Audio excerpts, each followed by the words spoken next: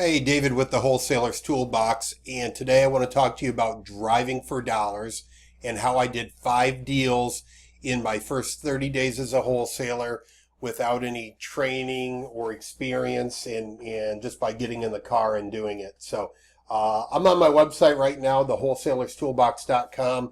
I'm going to hop over to the blog here.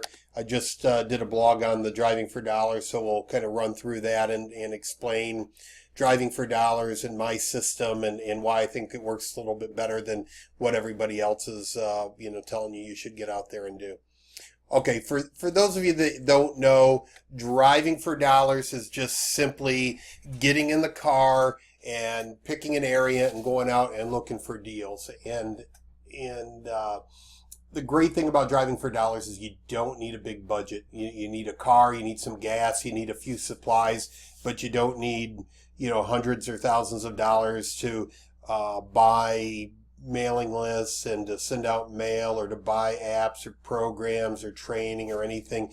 Driving for dollars is great for beginners, and in my opinion, it's great for experienced wholesalers. But a lot of experienced wholesalers just get to the point where they've done some deals, they've got money, and they think, I'm just going to start sending mail, and they stop driving for dollars, which is a mistake, because some of the best deals with the least competition come from driving for dollars. So let's see, here we are at the blog post, so let's go ahead and go through it. Like I just mentioned, if you want to be successful at real estate wholesaling, learn how to drive for dollars and don't get caught up into all the fancy technology and all that. You don't need it. I went the first year of my wholesale career without a website, without business cards, without anything, just by driving for dollars. If somebody asked for a card, I'd give them one of my marketing flyers with my number on it and just say, hey, I don't have any cards right now. Here's one of my flyers. But I never needed those things. I had my list of buyers, and I just went out and found deals. So old school method, it's not fancy. I'm not using, like I said, I'm not using apps or programs or anything like that. It's just hopping in the car, turning on the radio, and driving up and down the streets looking for houses. So step one here, pretty much I just explained that what driving for dollars is.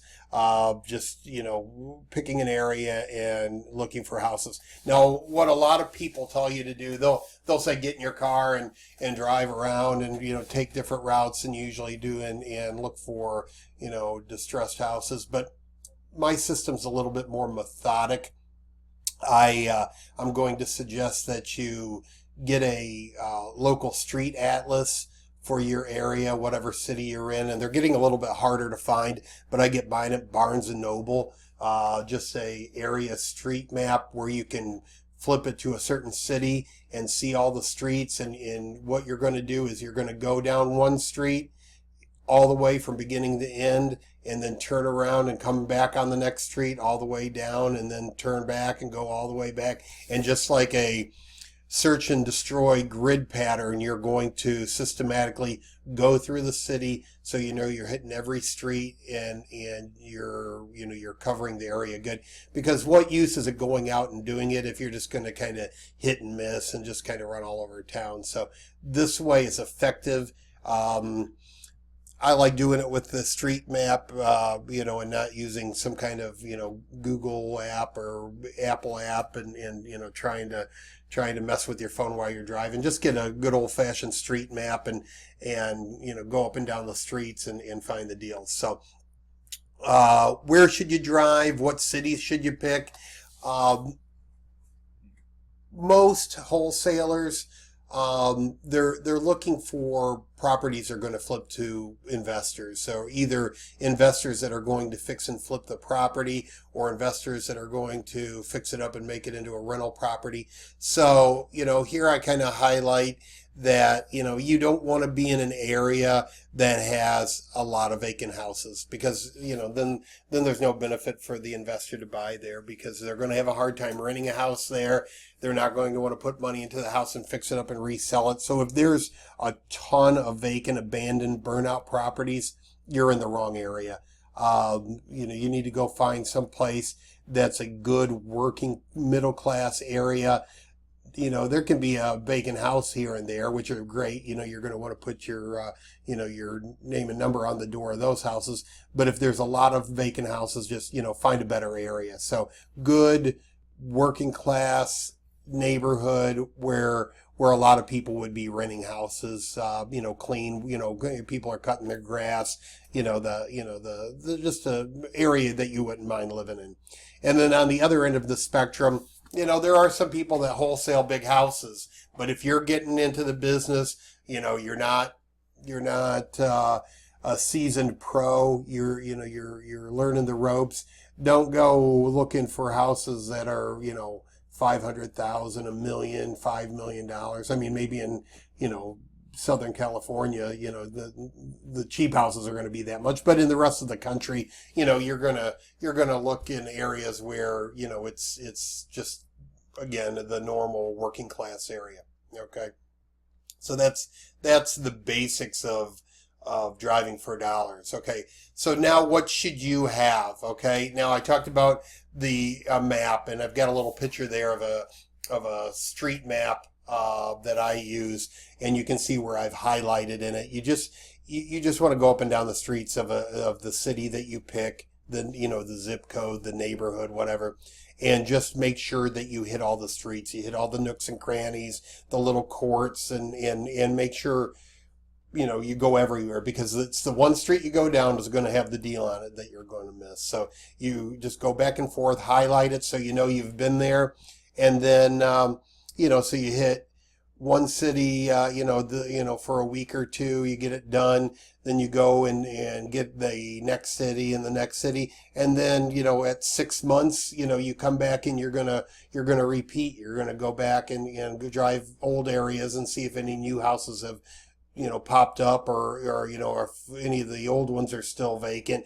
And, doing it this way is really going to help you. Okay.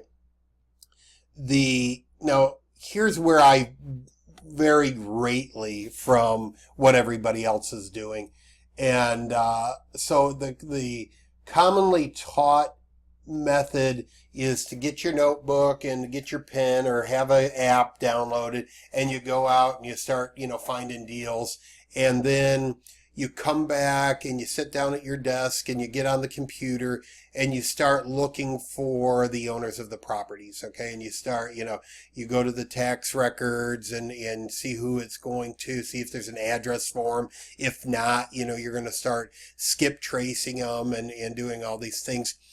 And, granted, those things will work and, you'll track down owners and stuff, but it's also a big killer of time. When I started out, I'd rather be out driving the streets than sitting at my desk. And what I did differently is, instead of just writing their name down and coming back to my office and trying to track down the owner, I had a letter that I would just tape right to the front door. And it's not a yellow letter, it's a typed letter. But it looks just like this. I would type it out. I'd sign it. I'd have a box of them already in an envelope in my car. And every time I went by a vacant house or a house that, was real distressed, I would stop. I'd write the address down and I'd get out and I'd put a note on the door. I'd write property owner on it, and I'd use this blue painter's tape right there. And the reason I use the tape, one, is because it's bright and people notice it. Two, because it peels off easy. It's not going to leave any damage to the house or to the storm door or anything like that. So why does this work well, and what's the psychology about it? Now, a lot of people would tell you, a house is vacant, nobody's living there, so, what use is it, leaving a note for them, if they're not there. They could be in a different state. The house could be in Ohio and the owner could be in Texas, so what good's that going to do? And I'm going to tell you that people come by their vacant houses more than you would think. They come by to check on the property, make sure nobody's broke in. They're cutting the grass. If they're not local, if they're not somewhere in the area where they can go buy the property, I guarantee you one of the neighbors is watching the property. Neighbors are nosy. They most of the time have know where the owner has gone. So if you get out of your car and post a note on that door, a lot of times by the time you drive away, somebody's over there grabbing that note off the door, calling the owner. Okay. And if not, it might be a day, it might be a week. In some cases, it's been a few months, but people call me off the letters and it works amazingly well. Another reason I think it works so well is people are just bombarded with mail these days and just junk mail in general, but specifically on vacant houses. If they own a vacant house or they're an absentee owner, they get mail on a weekly basis and they're so numb to it, they just throw it away. But if you put yourself in this situation and imagine this. If you own a vacant house and somebody taped a note on your door, took the time to,